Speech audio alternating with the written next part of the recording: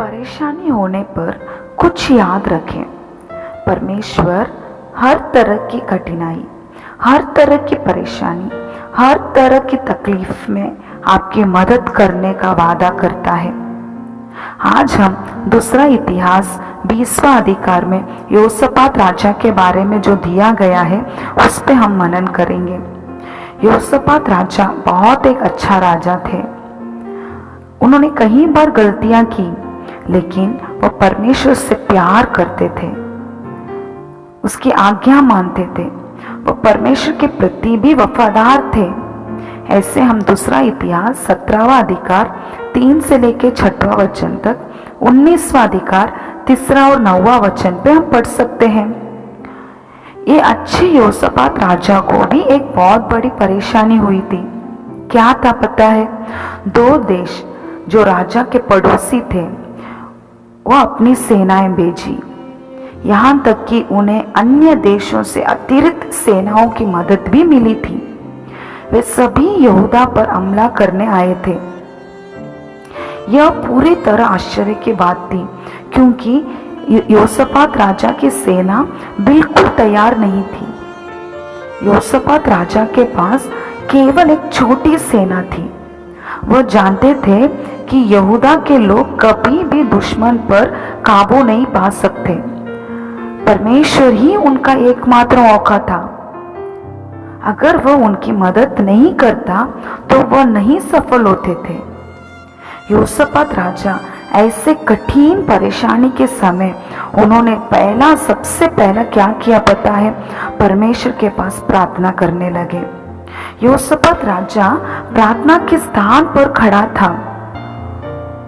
जब प्रार्थना के स्थान पर खड़े थे, उन्होंने 2 महान राष्ट्रीय नेताओं के बारे में सोचा।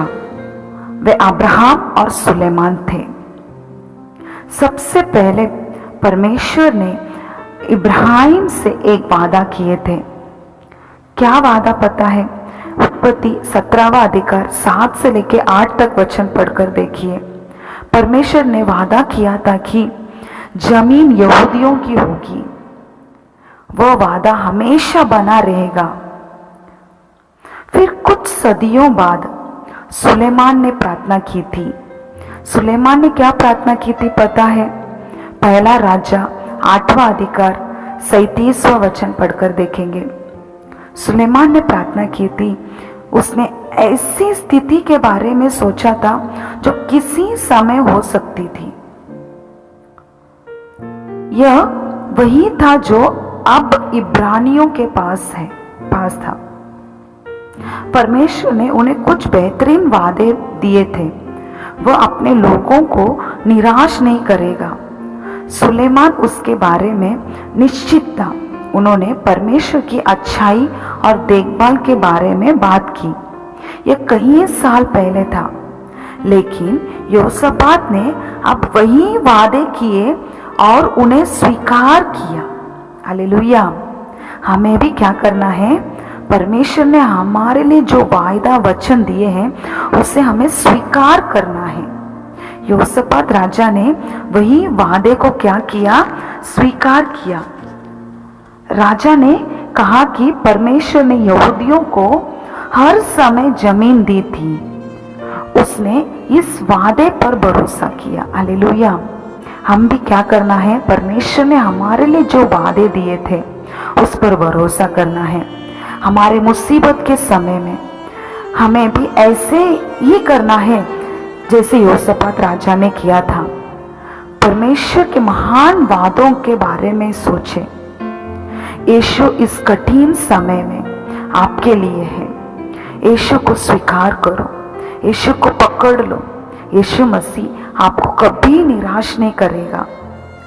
योसापात की प्रार्थना बहुत गंभीर थी। वह ईमानदार था।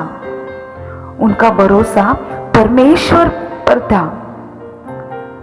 तब परमेश्वर ने एक लेवी के द्वारा अपना संदेश भेजा। उसने राजा और लोगों को बुलाया और कहा, मेरी हर बात सुनो। परमेश्वर आपसे यह कहता है, डरो मत, इस बड़ी सेना की चिंता मत करो। लड़ाई तुम्हारी नहीं परमेश्वर की है। हालेलुया, उन्होंने जय पाया। हम इसमें से दो महत्वपूर्ण बातें हम समझ सकते हैं। परमेश्वर हमारे लिए जो वादा दिया है, वो वायदा वचन को हमें क्या करना है?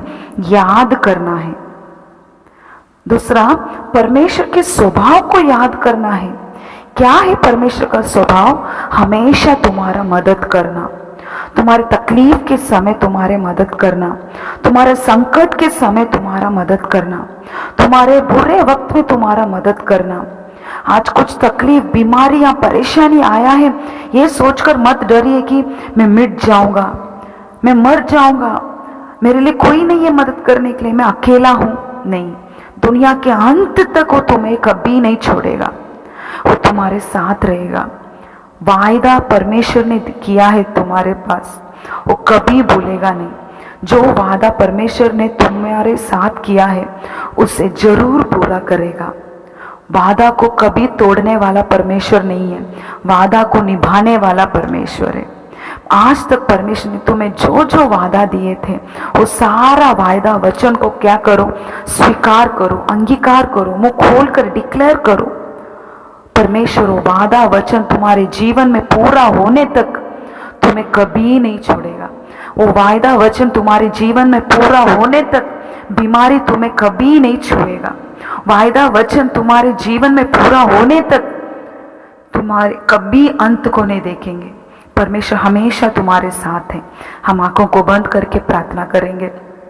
पिता, यीशु के नाम से मैं आपके चरणों में आती हूँ। परमेश्वर पिता, आज ये वचन को सुनने वाले हर एक के जीवन में अब्बा आपके वायदा वचन को पूरा कीजिए लॉर्ड। अब्बा आज चाहे वो परेशानी में हो सकते हैं, तकलीफ में हो सकते हैं, कठिनाई में हो सकते हैं, दुख में हो सकते हैं, खर्च में हो सकते हैं, पिता बीमारी में हो सकते हैं। अब्बा उनके लिए आपने जो वायदा वचन दिया है वो पूरा करने का समय आ चुका है पिता। अब्बा आज उनके जीवन में पूरा होने दीजिए। हर एक के जीवन में आपने जो वायदा दिया था, दुनिया के अंत तक मैं तुझे कभी नहीं छोड़ूंगा, मैं मेरे आंखों के पुतले के समान तेरी रक्षा करूंगा। अब्बा ये सारा वायदा वचन उनके जीवन में पूरा होने दीजिए पिता। ये वचन सुनने वाले हर एक जन, जैसे योसापात राजा ने अब्बा वचन को अब्बा अब्राहम को आपने जो जो वायदा दिए थे वो सारा वायदा वचन को उन्होंने स्मरण किया। अब्बा आज हम भी स्मरण करते हैं हमारे जीवन में अब्बा आप जो जो वायदा वचन दिए हैं उसको पूरा करने तक आप कभी हमें नहीं छोड़ेंगे राजा। आप कभी हमें बीच रास्ते पर छोड़कर जाने वाले परमेश्वर नहीं है। विश्वास के साथ प्रार्थना करने वाले हर एक के लिए अब्बा द्वार खोल कर दीजिए। हर एक का बंद द्वार आज यीशु के नाम से खुलने दीजिए लॉर्ड।